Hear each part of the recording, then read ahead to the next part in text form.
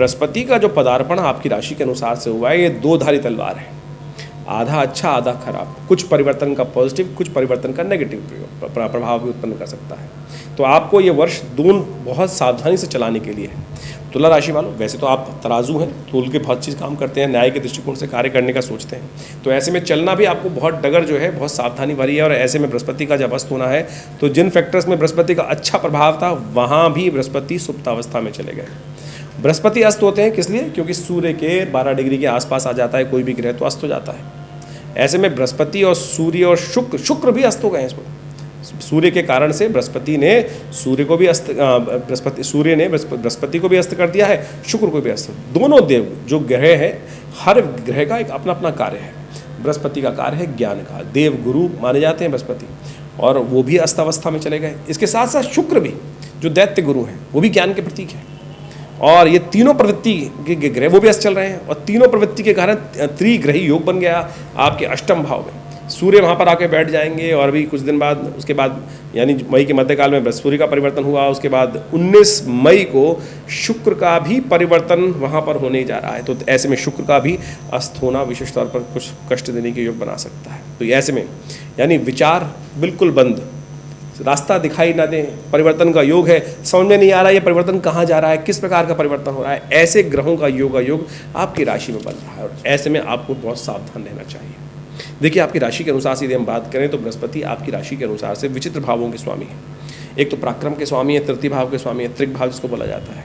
दूसरा विशेष तौर पे छठे भाव के भी स्वामी है, छठा भाव रिपु भाव है, छठा भाव विशेष तौर पर रोग वाला भाव है, और ये वहाँ के भी स्वामी है। तो ऐसे में इन स्वामी ग्रहों की स्थिति को विशेष तौर पर आपको बहुत सावधानी के साथ, और शनि महाराज तो आपके लिए बहुत ही इस वक्त योग कारक जो ग्रह बन के बैठे हैं, पंचम भाव में बुद्धि भाव में आकर बैठ गए हैं, धीरे धीरे बुद्धि का रास्ता बनाएंगे, चिंता ना करें। लोग अंतिम वर्ष है ये उनका, यहाँ पर बृहस्पति का परिवर्तन 2.5 विशेष तौर पर आपके लिए हुआ है, बहुत बढ़िया, कुछ परिवर्तन का पॉजिटिव योग बनेगा।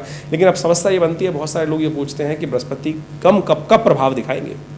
देखिए, ऐसे में गोचर के दृष्टिकोण से देखना चाहिए कि कब राशि का प्रभाव उत्पन्न करने के योग पर। आमतौर पर जन्मपत्री देखी जाती है तो कहा जाता है कि उनकी अवस्था ग्रहों की कहाँ पर क्या है, नवांश में, द्वादशांश में, त्रिंशांश में, समस्त षडवर्ग में किस प्रकार की ग्रह की अवस्था कहाँ कितनी किस लेवल पर काम करने वाली है। तो ऐसे में जब उस स्थिति को देख लिया जाए तो जब वही स्थिति आपके गोचर में ग्रह के बनेगी तो पूर्णकालिक ग्रह का जो प्रभाव जो उत्पन्न करने वाला प्रभाव होगा उसी वक्त होगा। तो ऐसे में, पर ऐसे में बृहस्पति का एकदम परिवर्तन का योग बनते हुए 1 मई को बना, उसके बाद एकदम अस्त हो जाना, ये ऐसा होता है कि जैसे एकदम एनर्जी आई और फिर एनर्जी चली गई, तो लगा ही नहीं कि कुछ होने का योग था। तो अब परिवर्तन का योग बृहस्पति का कब बनने वाला है आपको उसके लिए समझना पड़ेगा। लेकिन ये निश्चित तौर पे मान लीजिए बृहस्पति ये वृषभ राशि में, जो आपकी राशि में तुला राशि वालों के लिए छठे भाव में वृष राशि में, वृषभ राशि में आए हैं, वो महत्वपूर्ण परिवर्तन के लिए योग बनाते दिखाई देंगे। लेकिन सावधानी की तरह से तो आपको अच्छे से समझ लेना चाहिए किस प्रकार से। तो ऐसे में अब क्या किया जाए।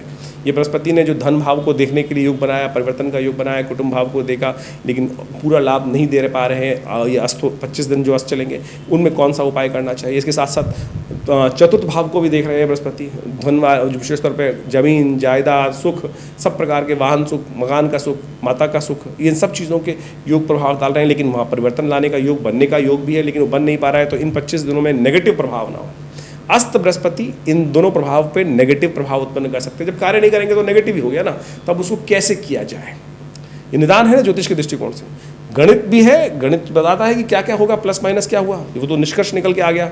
अब उस निष्कर्ष को अपने लिए हम कैसे यूटिलाइज करें, उसके लिए हमें आवश्यकता है कि हम ज्योतिष के आध्यात्मिक प्रभाव को भी समझने का प्रयास करें, जो पुराणों में हमारे ऋषि मुनियों ने विभिन्न उपायों के माध्यम से समझाया है।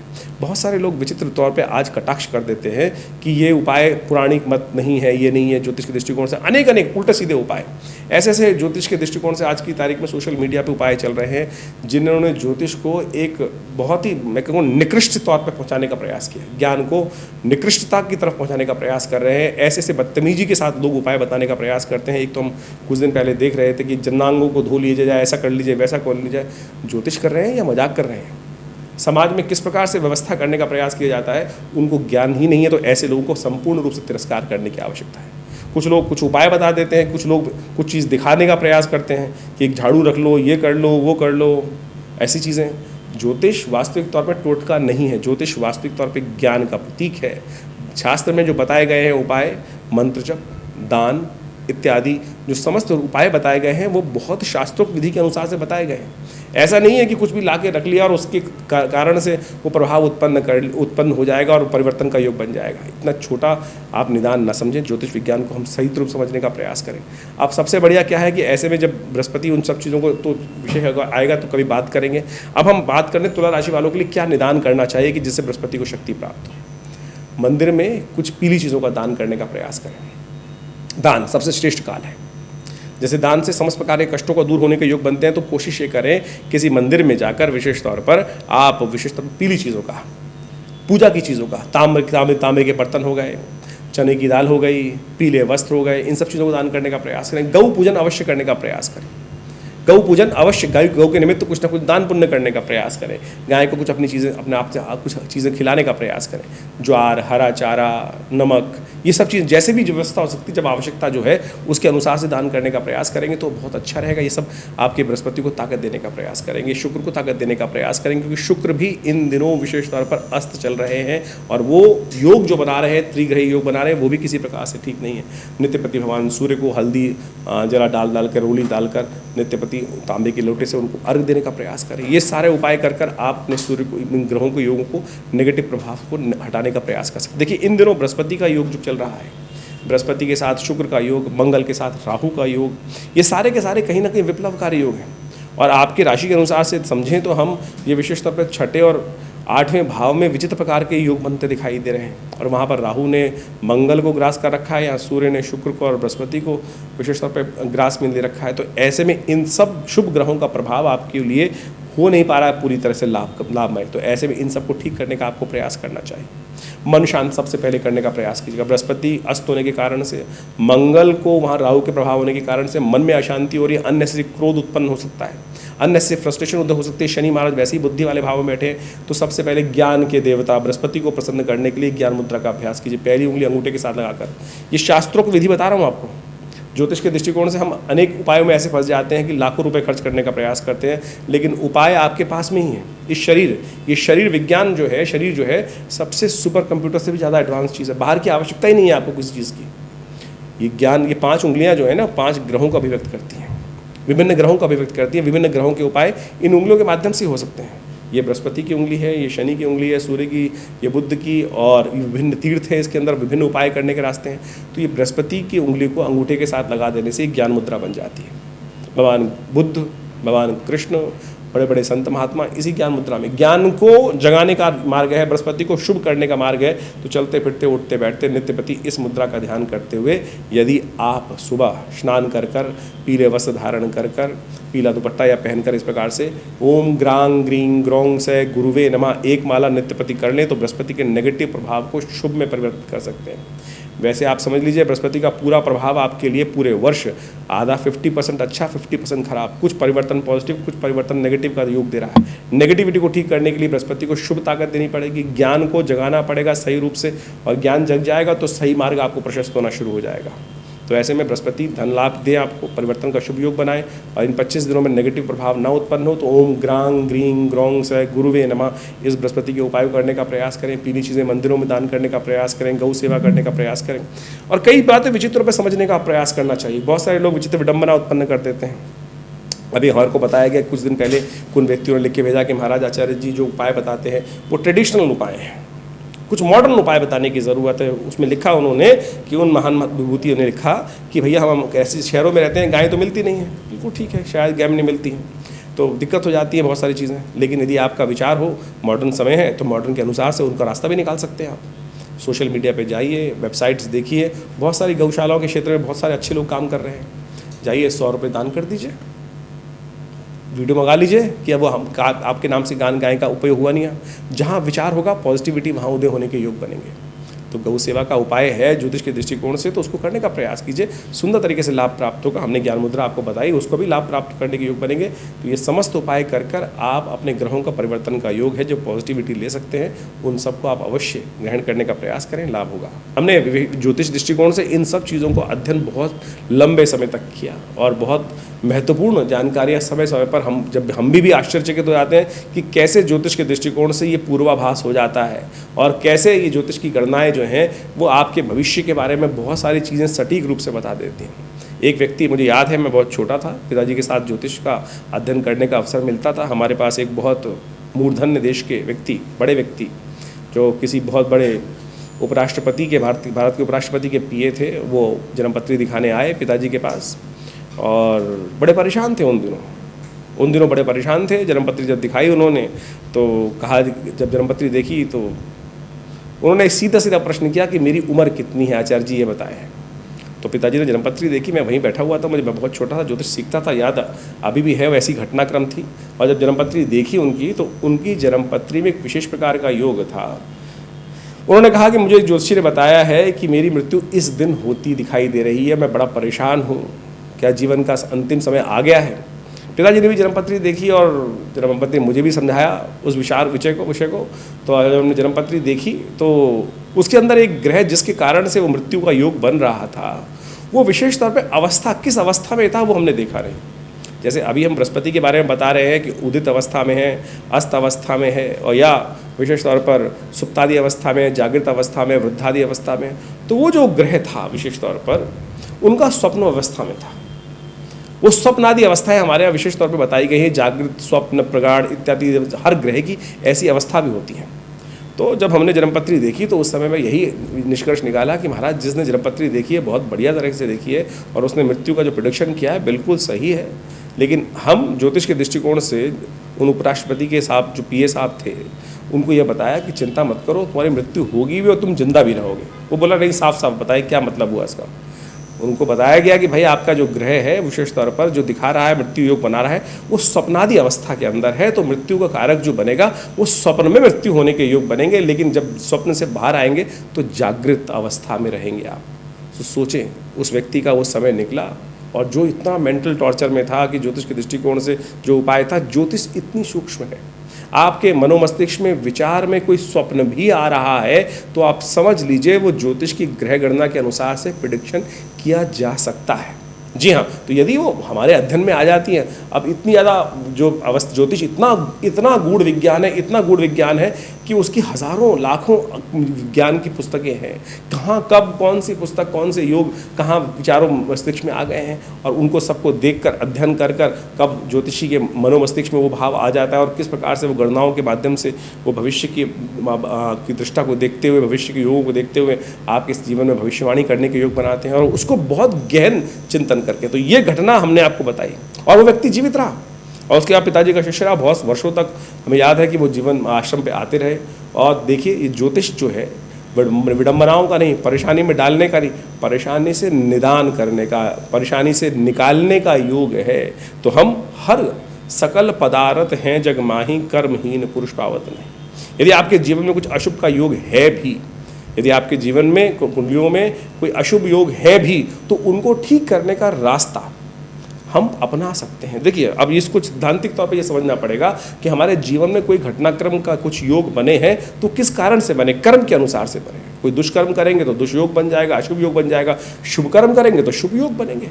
तो इसी प्रकार से जो अशुभ योग बने हैं वो शुभ कर्म करने से ठीक हो जाते हैं। आपके हाथ में कोई रेखा है, मैं अपना स्वयं एग्जाम्पल देता हूँ कि मेरे हेडलाइन में जब मैं छोटा था तो उसके अंदर एक द्वीप चिन्ह था।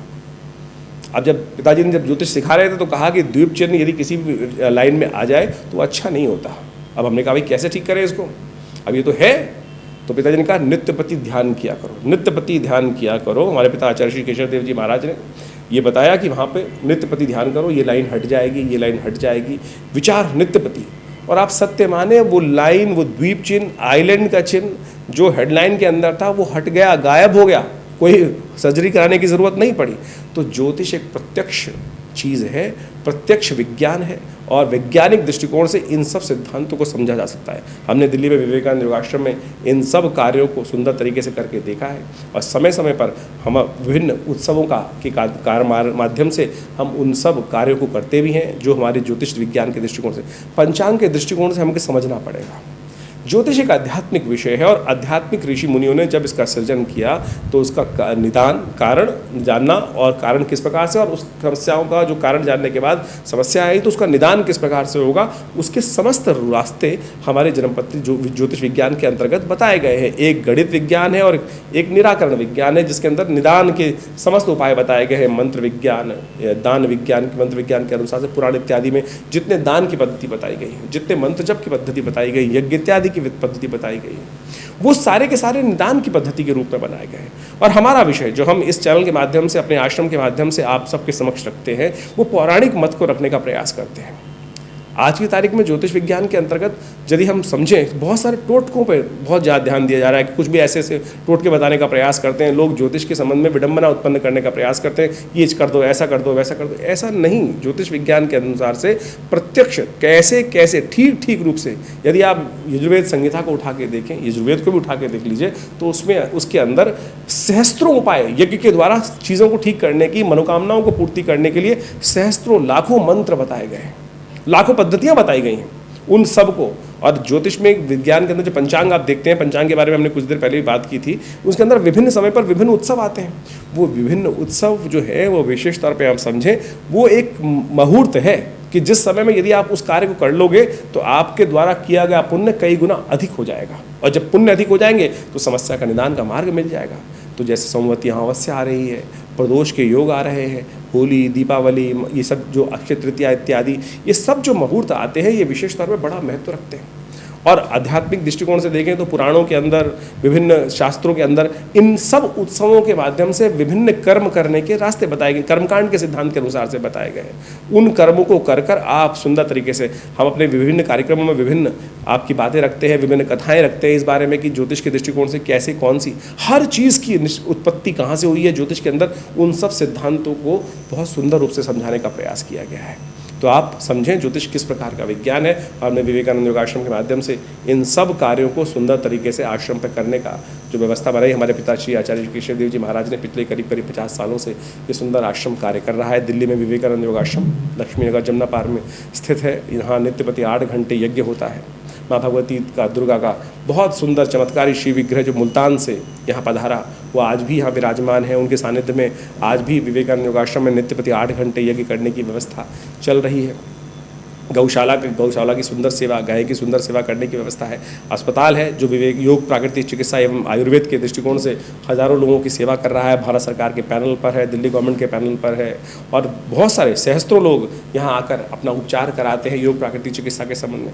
मुद्राओं के संबंध में तो अद्भुत कार्य हमने करके दिखाया, विभिन्न प्रकार की मुद्राओं का। आज हमने आपको विशेष तौर पर एक मुद्रा बताई कि बृहस्पति ठीक नहीं चल रहा है तो उसके दोषों को ठीक करने के लिए ज्ञान मुद्रा।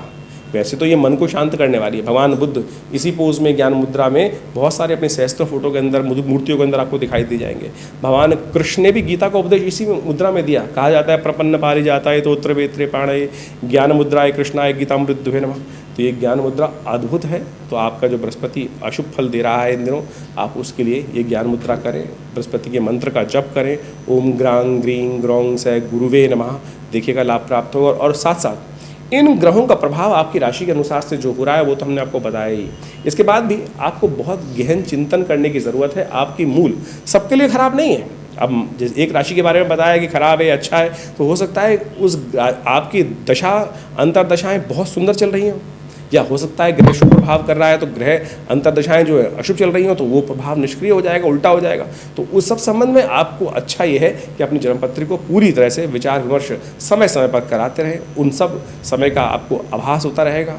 लेकिन बहुत सारे लोग ज्योतिष विज्ञान के माध्यम से इस बात से डर जाते हैं कि सहस्त्रों, मेरे अब बहुत सारे देखे हैं कि ऐसे लोग आज ज्योतिष के दृष्टिकोण से 4-4 दिन पढ़कर ज्योतिष विज्ञान के आचार्य बन जाते हैं और विशेष तौर पर ऐसे ऐसे उपाय, ऐसे ऐसे लोगों को लूटने का तरीका बनाते हैं। ज्योतिष पैसे कमाने का तरीका नहीं है। हमारा ये उद्देश्य ज्योतिष की वास्तविक स्वरूपों को आपके समक्ष रखने का है। और बहुत सारे लोग इन भ्रांतियों में फंस जाते हैं कि ज्योतिष के दृष्टिकोण से अनेक उपाय बता दिए जाएंगे। हमने इस कार्यक्रम के माध्यम से आपके समक्ष बहुत सरलता से, बहुत सीधी तरीके से, बिना किसी लाग लपेट के, बिना किसी को पैसे खर्च किए हुए, कोई नग ना बताकर, कोई बहुत बड़ा उल्टा सीधा प्रयोग ना बताकर, बहुत सारी किसी विडंबना से, सब समस्त विडंबनाओं से हटके सीधे साधे तरीके से ज्योतिष के विज्ञान को आपके समक्ष रखने का प्रयास किया है। आशा करते हैं आप समझेंगे और लाभ लेंगे।